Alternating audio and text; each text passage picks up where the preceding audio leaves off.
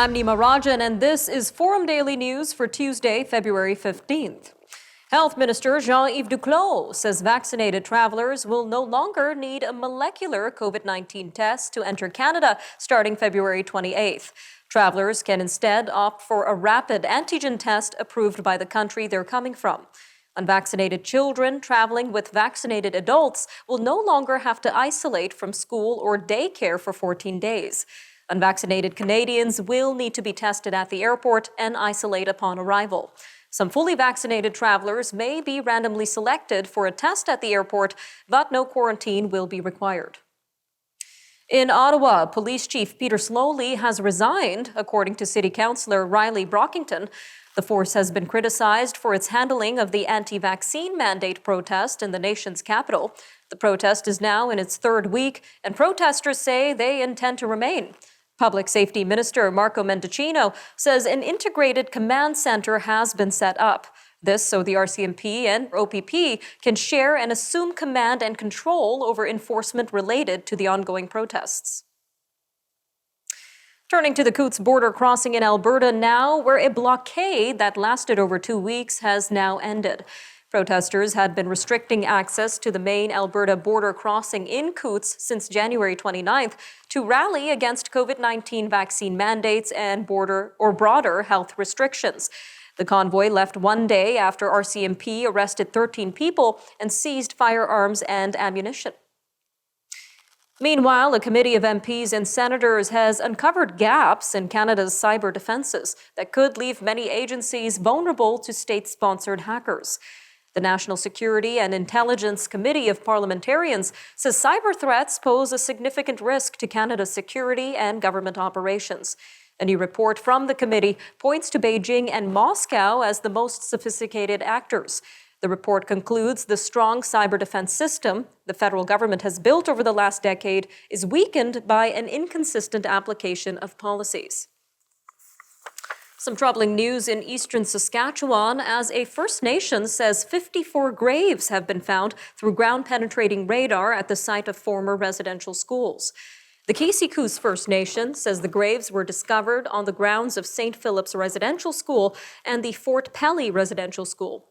Chief Lee Kachamonia says it has brought some closure, but also a lot of questions about what happened. The schools were on the First Nations land near Kamsack. The government of Yukon says Education Minister Jeannie McLean has signed a ministerial order officially establishing the First Nations School Board. This comes after parents at 8 Yukon schools voted in a referendum last month to approve its creation. A statement from the territory says an interim governance committee has been tasked with launching the board until trustee elections scheduled for November. The drive to create a First Nations school board in Yukon dates back to 1973. Well, it looks like the housing market continues to grow in Canada. Home sales in January fell 10.7% on a year-over-year basis, but still posted their second-best showing for the month on record. The Canadian Real Estate Association is reporting the average price climbed to a new record last month, soaring 21% from a year ago to over $748,000. Factoring out the expensive Greater Vancouver and Greater Toronto housing markets knocks out almost $160,000 off the national average price. Climate change may also have an impact on housing prices. Researchers at the University of Waterloo studied 11 years of data from floods in 3 provinces to look at the impact on housing prices. They found the floods reduced the number of homes for sale by 44.3%, increased the number of days on the market by 19.8%, and reduced the final sale price by an average of 8.2%. The report by the Intact Centre on Climate Adaptation recommends governments commit to retaining and restoring forests and wetlands and urges communities to identify and protect areas most at risk of floods. Fishing groups in Nova Scotia are calling out Facebook. They say the social media giant ignored their feedback and went ahead with installing a transatlantic telecommunications cable on the seabed this week. The groups wanted the Canadian part of the route to avoid key fishing areas, but Facebook is proceeding with laying the cable through fishing grounds and the Fundian Channel. Team Canada has its second gold medal of the Beijing Games. The women's pursuit speed skating team of Valerie Melte, Ivani Blondin, and Isabelle Weideman defeated Japan in the A final. All right, stay tuned. We'll have more news from around the world coming up next. Up next, we'll have an interview on the Emergencies Act. Stay tuned.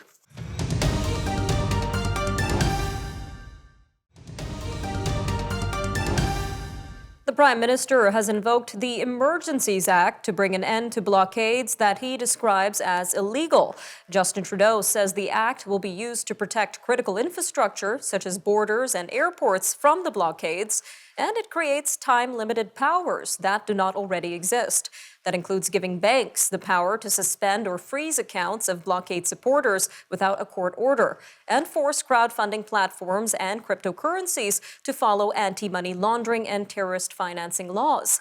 The move comes after a protest against COVID-19 measures has immobilized Ottawa's downtown core for more than 2 weeks. And several similar protests have cropped up across the country. Well, joining us now to give us deeper insight into how this move will impact protesters and what to expect next is Dr. Wesley Wark, Senior Fellow at the Center for International Governance Innovation. Dr. Wark, welcome to Forum Daily. Thanks very much for having me on the program. So let's start with a brief background of the Emergencies Act and what powers this act would give the Prime Minister. Sure. So the Emergencies Act has a history. I think most Canadians know very little about it. It was passed as legislation in 1988. It's never been invoked since 1988.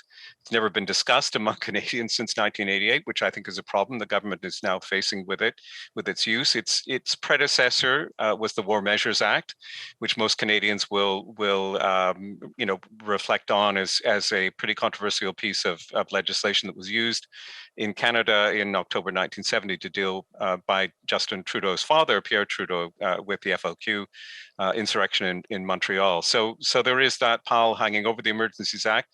It's pretty tough legislation, and it's meant to be last resort legislation.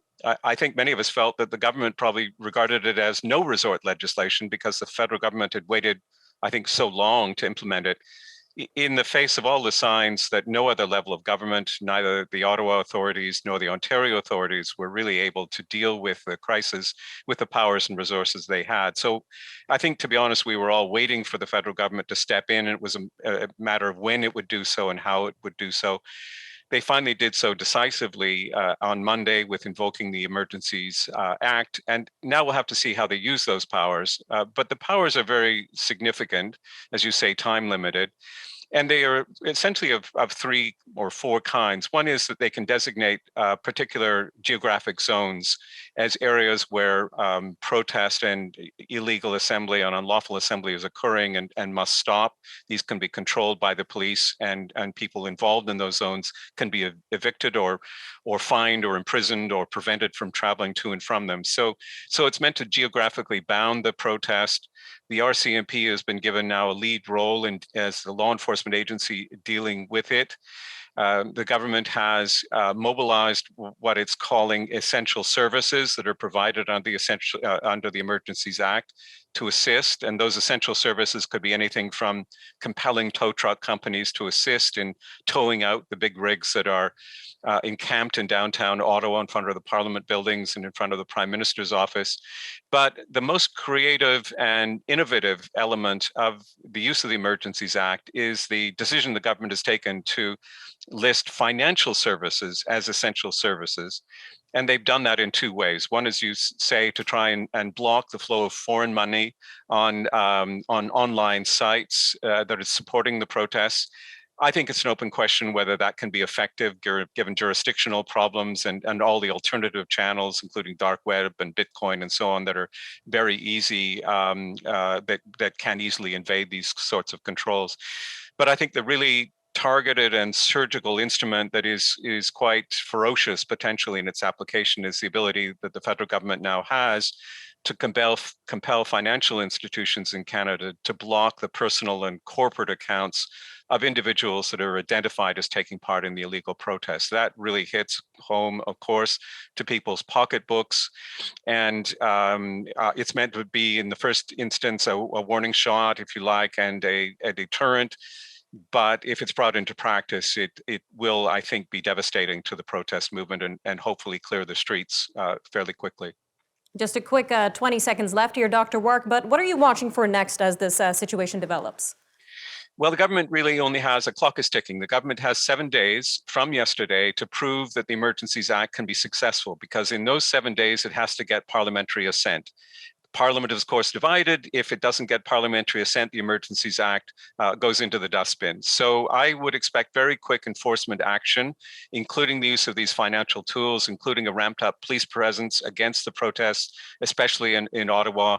I would expect within the next couple of days to see efforts made to whittle down the protest to perhaps a remaining hardcore element that then will have to be dealt with, possibly by harder policing measures, and possibly even at the end of the day, calling in the military to assist. All right, we'll be right back, everyone.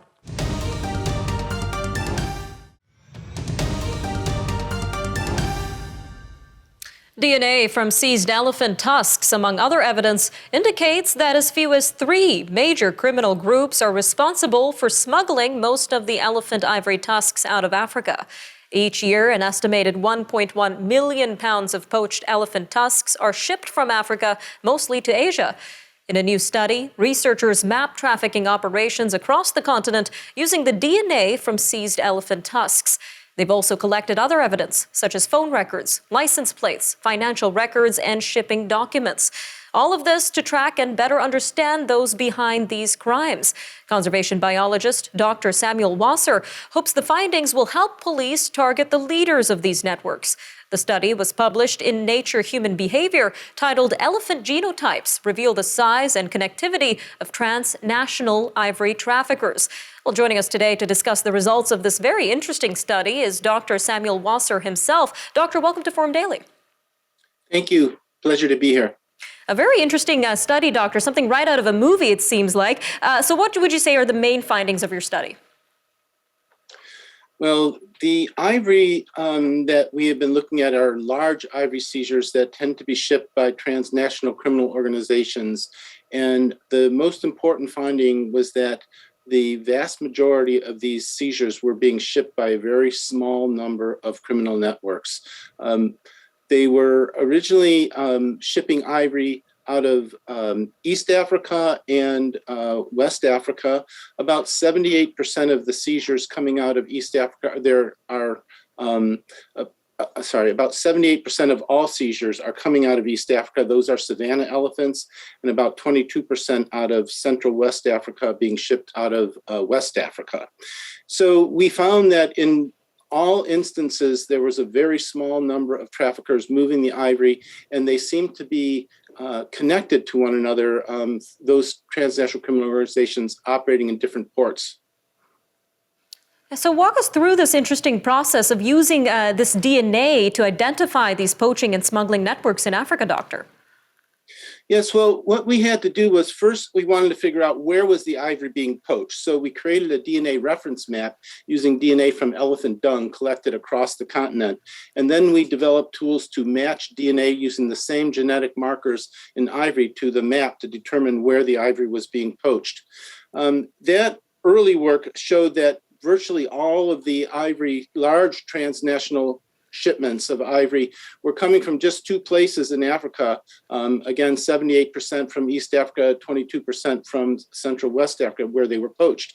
But then we started to look at when we were sampling the tusks, it was very important to identify the 2 tusks from the same animal and put one aside so that you don't measure the same animal twice. It saves money and just gives you more power of your data.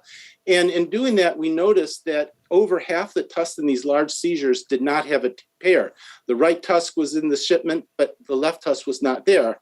And we started to look between shipments because by that time we had a lot of different shipments in our lab that had all been genotyped. So we could see if we found that other tusk in another shipment. And indeed, we found a number of cases, almost 30 cases, where the right tusk was in one shipment, the left tusk was in the other shipment, and always those 2 shipments were shipped out of the same port close in time, and all the ivory in 2 shipments were highly in overlap. So that suggested that the same trafficker might be shipping the both shipments. But that was just the beginning, because the likelihood of getting both tusks from the same elephant in your lab is pretty low, because I have to get access to both seizures. And when I do get access to it, I only can afford to sample about 30% of the shipment. So it gives me a 9% chance in the best conditions that the two tusks would be in my lab. So we thought we were missing a lot of these matches. We then realized that since female elephants stay in their family herd throughout life, whereas males may disperse, but they don't really go all that far. They stay in the same population, same localized populations primarily. And so we could track tusks from very close relatives between shipments. So a parent offspring, a full sib or a half sib. And what we found was remarkable, because the amount of connectivity between shipments to the same transnational criminal organizations, as well as an organization in operating one country to those in another, was enormous. And some of these criminal organizations have been operating for as long as 15 years or more. Wow. Well, Dr. Wasser, thank you again for coming on Forum Daily and sharing your important research. My pleasure. Thank you for having me. All right, coming up next, we have more news from around the world. Russia announces that some of its military units are returning to base. U.S. inflation rises 9.7% in January, and Ethiopia lifts its ongoing state of emergency. We'll have these stories and more news from around the world coming up shortly on Forum Daily, so stay tuned.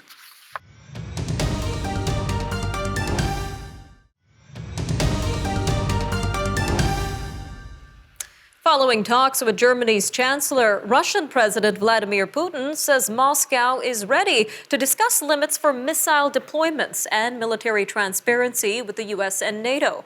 But he also emphasized the need for the West to heed Russia's main demands.